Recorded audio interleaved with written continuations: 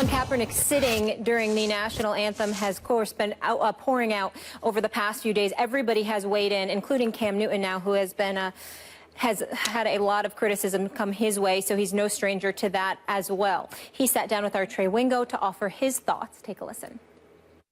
Who am I to say that it's wrong? Who am I to say that it's right? Either or is still personal. What I can't, fathom is how does 1/8 of an inch, something so small, be the difference in such a big commodity in our whole lifetime? And that's the thickness of our skin, 1/8 of an inch. And under that, we're all the same color, and that's the big picture. A lot of scrutiny happens when an athlete starts talking about, race. But the truth of the matter is we just got to do right by each other, no matter what color you are. Certain things that has happened in our life, in our lifetime, it is kind of embarrassing to be affiliated with, but it still happens. But who am I to say, Colin, you're wrong? Right. And who am I to say, bro, that you're right? Because we all have and are, have the right to think whatever we want to think. And I respect that by everybody. Stephen A., do you like, love, or hate Cam's comments? I hated him. And I was incredibly disappointed at what he had to say because, to be quite honest with you, he said nothing. I mean, he would have put Fred Astaire, Michael Jackson, and MC Hammer to shame all at the same time with how much he moonwalked around those comments. It made absolutely no sense whatsoever. Now, I say all of that while in the same breath acknowledging that at 27 years of age, he's still a young man. He's a superstar football player, an incredible athlete, a really, really good person. He's somebody that I consider to be a role model. I'm certainly not here to cast any aspersions again on him, his character, or whatever. A matter of fact, I think by and large, Cam Newton has been victimized throughout his young life, more so than a lot of folks, and that needs to be mentioned. But when I watched this interview yesterday, I'm sitting there saying 1/8 of an inch, that's your skin, and the color of it is what dictates, and, it doesn't make sense. Well, that's what black people have been screaming since, America's existence, for crying out loud. Let me give some sort of a history lesson, and please go to others. Go to Joe Madison. Go to Karen Hunter. Go to Mark Lamont Hill, who was on my radio show yesterday. Did a special for BET last night. Go to Mark Thompson. Go to a plethora of individuals out there. Dr. Michael Eric Dyson. I'm far from an expert, but I'm a conscientious observer. Let me throw this out. We understand that it's not fair. It shouldn't happen, but it doesn't negate the fact that the insidious behavior on the part of folks throughout American history has existed, and it's held folks back. That's why a Warren Moon is so relevant. It's why Randall Cunningham is so relevant. It's why a Steve McNair was so irrelevant. A Doug Williams meant so much, or whatever, because that 1/8 of an inch of which is your skin, and the color of it has been used as an excuse to minimize and deprecate and do everything that you can to keep a nation of people down. Cam Newton is smart enough to know this. So why not just say it? Why, or better yet, if you're not going to say anything, why do the damn interview? Because, again, Fred Astaire, MC Hammer, Michael Jackson, he'd have put them all the same. Add New Edition into the mix, too. He'd have put them all to shame, the way that he danced around this issue. Now, let's take this into consideration, Max. 1870, the year 1870. The 15th Amendment to the Constitution gave all men the right to vote. All men. But guess what? Some states passed laws designed to prevent black men from voting after the amendment was added. Poll taxes and literacy tests were used to keep impoverished citizens who were not taught to read from casting their vote during elections. But Martin Luther King held a march in Selma that led to the president to pass the Voting Rights Act. What year was that? 1965. Okay? We're talking about 95 years later. So if the laws were in place, it didn't stop folks from discriminating against those based on their 1/8 of an inch of skin who had a darker pigmentation. Cam Newton may not know the particulars of that, but he knows what it is. He knows what it is to be prejudiced against. He knows what racism is. He knows what bigotry is. But when you get interviewed by Trey Wingo, you're going to dance around it and have absolutely nothing to say? I was incredibly disappointed in him because here's what it comes down to for me. What I saw was a superstar athlete who was the reigning league MVP, who stars in the NFL right now for the Carolina Panthers, thinking about his brand. And is that new to us? We got guys that are millionaires 10, 20, 50, 100 times over, scared to take a position. But they will come to me, or they will come to some reporter that's making $80,000 a year or $50,000 a year, and they'll say, you do it. Because we got something to lose when you have everything to the point where even if you did lose something, you and your generation is still set for years, if not a generation to come. It's this level of fearfulness that's alarming to me. Because let me tell you something right now, Max Kellerman and Molly. I promise you, you're going to see black athletes that got a problem with me today. I promise you. They're going to look at me, man, bump Stephen A, man. Yo, man, Stephen A, oh, man, this dude, I don't understand what's wrong with him. But I'm up here having a fight every day for one thing or another, and people who are set for their lives got no heart, none. And all I'm saying is that Cam Newton is too young for me to get on him specifically. I'm only talking about the quotes that they aired on SportsCenter because I haven't seen the full interview.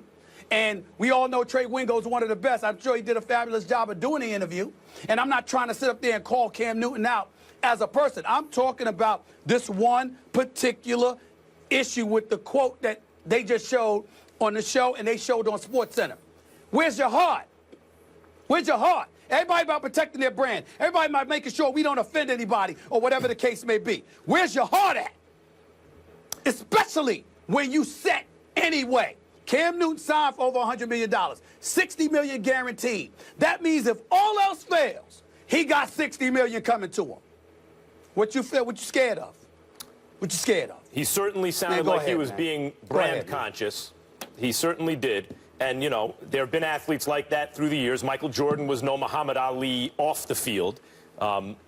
Republicans buy sneakers, too, versus what Muhammad Ali did. And was different, but I'll explain that. But that was different, but there's a tendency to, at least for me, to like the Ali athlete better than the Jordan kind of athlete. And here Cam Newton was apparently being brand conscious. In terms of the difference between writers and athletes, Cam Newton gets paid primarily to throw a ball and also to run a ball and rally the troops. And you and I get paid, Stephen A., to opine, to give our opinions. That's why we get our paychecks, because that's our job. His job is not exactly the same. I do think there is a responsibility to speak out from a leadership position. Just as I said, Aaron Rodgers and others in positions of leadership in the NFL, if something is happening to their peers, to their co-workers who are African-American, it's not that it's none of their business. They should, if they're not aware of the issue, they should become aware. They should sensitize themselves to it. They should say something about it. But here Cam Newton really essentially took a post-racial position. I wish we lived in a post-racial world. And Trey Wingo was asking penetrating questions like, for example, what do you think of when you stand for the national anthem? And Cam tap danced around it. There's no doubt about it. But maybe that's because he doesn't want to give you his own complex thoughts, if they are complex thoughts, about or nuanced thoughts about a complex issue that might be divisive, that has to do not only with protest, but the specific protest, the value of the protest versus the kind of value of honoring everything that's good about the country, including your ability to protest. And maybe he doesn't want to weigh in that way. He simply wants to say, look, I'm a person of goodwill. I wish that we lived in a post-racial world, but we don't. And I want to leave it at that. And I think that's his prerogative, even as a leader in the NFL. Well, Max, who are you, Dr. Phil or Dear Abby? I mean, come on now. We understand all of that, but my God, why do the interview? Why bother? I'm not saying he had an obligation to speak. I'm saying if you're going to speak, be real. Be real. Oh, This is real stuff going on. Listen. No, hold on. Wait a minute here. You are talking to somebody that is a black man that has spoken out against a lot of black folks on many occasions based on the things that they do and how they try to, and how sometimes we try to lean on race to excuse it. I have on many occasions spoken out on behalf of white folks saying they have a right to feel that way and we shouldn't look at it as racist or anything like that. We get it. It's about fairness. But at the same time, if somebody asks you a question, 1/8 of an inch of your skin and all of this, and who am I to say right, wrong, or otherwise? Colin Kaepernick is a black man. He's talking about the plight of black Americans. Are you immune to that? Do you know Cam Newton's history? Of course you do, Max. Of course I do. We know what this man has been through. We know on many occasions Cam Newton has been unfairly stigmatized, unfairly villainized, unfairly judged. Okay, so that's a product of who he is and what he stands for and what he's about. That's one of the reasons he suffered. But you sit down for an interview and suddenly you forget that. And then on top of it all, you sit down, and when you sit down with folks, okay, you usually have a problem with folks like me who come from your own community who will challenge you to step up or not say anything. Everybody keeps bringing up Michael Jordan. We're forgetting the times. We're forgetting that there was not social media. We're forgetting how many years Michael Jordan was underpaid, grossly underpaid for years and years. Not the last 2 years he was in Chicago when he got 30 and 33 million because of the years that he was grotesquely underpaid.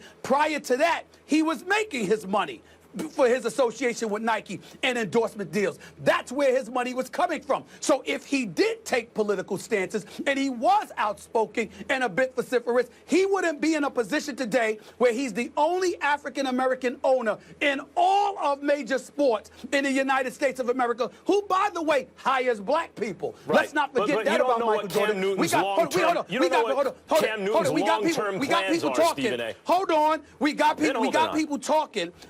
got people talking. That's right, because I need you to do that in this situation. We got people talking about Michael Jordan all the time because of what he didn't say. But Michael Jordan goes out and hires people and puts money in their bank accounts and affords them the luxury of being able to get a mortgage or to get a car or something like that. And you got brothers that are sitting up here scared to speak their own name in the presence of other people unless it's the right tone, the right cadence, and all of this other stuff, and everybody wants to explain it. Damn the explanation. At some point in time, you got to step up. That's all I'm saying. I am all That's for, all I'm saying. I am pro, I think it's been obvious on this show, I'm pro-athlete activism.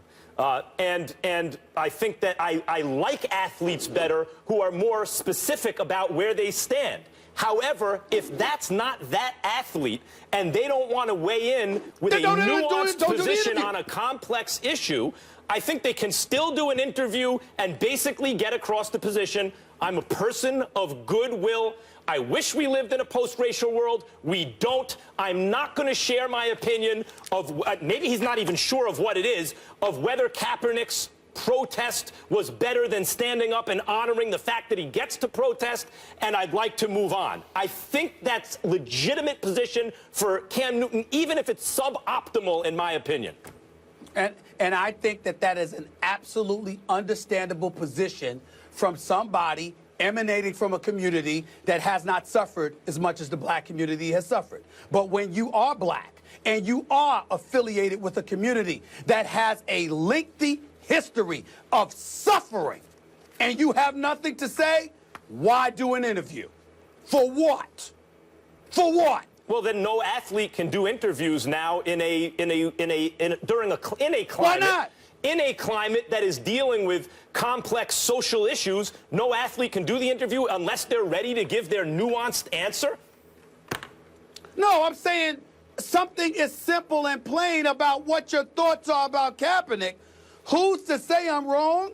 Who's to say that? Who am I to say that he's right or wrong? When the man sat up, when Kaepernick sat down and was asked why he sat down, he specifically brought up oppression, the plight of the black community, et cetera, et cetera. What I'm saying is if you don't feel that way, you don't feel that way. But if you do feel that way, you do feel that way. We got no answer. How is there no answer? I mean, at least Boomer Esiason said something. Yeah. At least Boomer Max Kellerman Esiason saying is also something. not a current athlete. Something. He's also paid to opine. You, me, and Boomer are paid to opine. That's not that is not Cam Newton. Guys, Okay. guys, let's all put- right. let's all put right. the- Then don't interview no more. Don't interview him no more. We don't have to talk to no athletes because according to Max Kellerman, they don't have. Well, we want I mean, let the them fact is- play, the fact and they don't is- have to. They don't have to say The anything. fact is, Nothing. most athletes don't Nothing. have a lot to say and are therefore not very interesting interview subjects. That goes for many, if not most. That's not fair to say about all athletes. There's a lot I said that are most. I highly didn't say all. I intellectual. said many, if not most. All right. Let's leave it there.